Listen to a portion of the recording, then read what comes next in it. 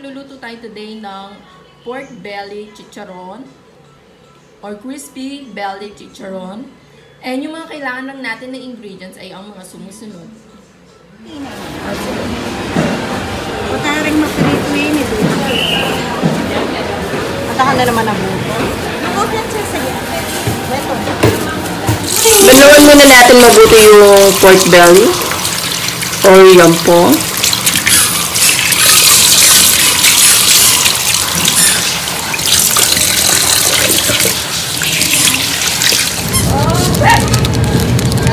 Pamintang buo.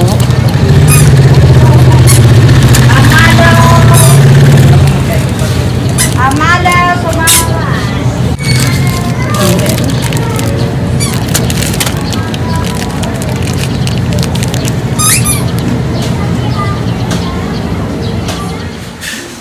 Asin.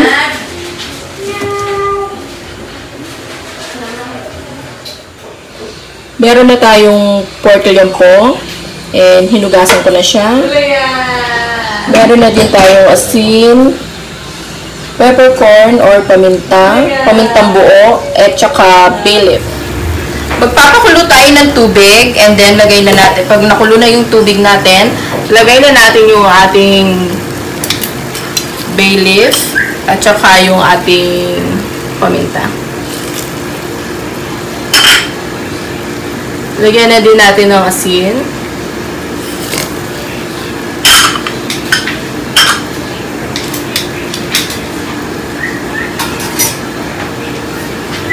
Haluin natin siya.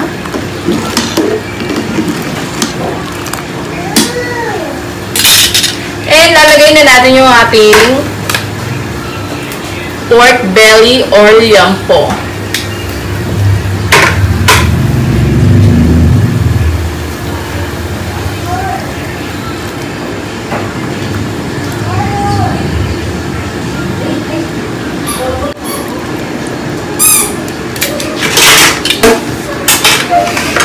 Hayaan lang natin siyang kumulo ng 30 to 40 minutes and then babalikan natin siya. So tatakpan muna natin siya mga friends.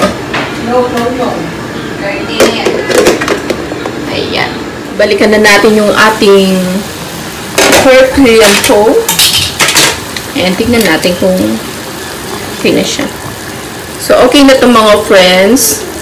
I-drain lang natin siya. And alisin yung buto. And then after that, i-dry natin siya. Or mas maganda, ilagay natin sa ilalim ng araw. Huwain natin. And alisin natin yung buto niya.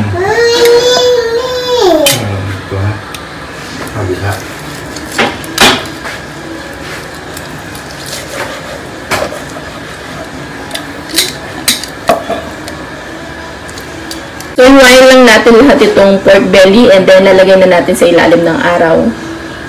Ito na yung ating pork belly and nilagay ko siya sa ilalim ng araw. Babalikan natin siya ng 1 to 2 hours. Nilagyan ko nga pala ito ng salt bago ko siya ibilad sa araw. Ito na yung ating pork liempo after natin ibilad sa araw and ready to fry na siya.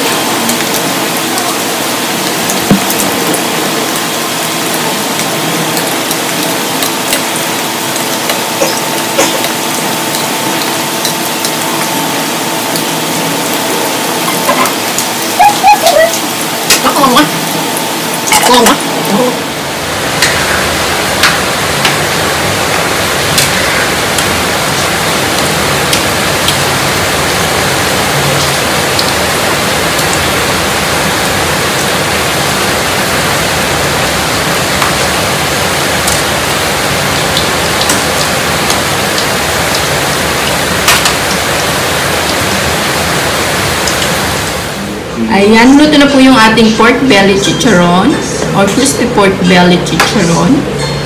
And try na natin.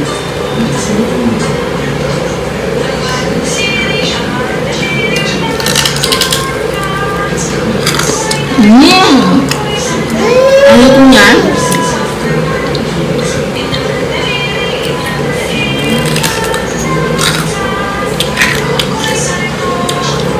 Sarap. Kain po tayo.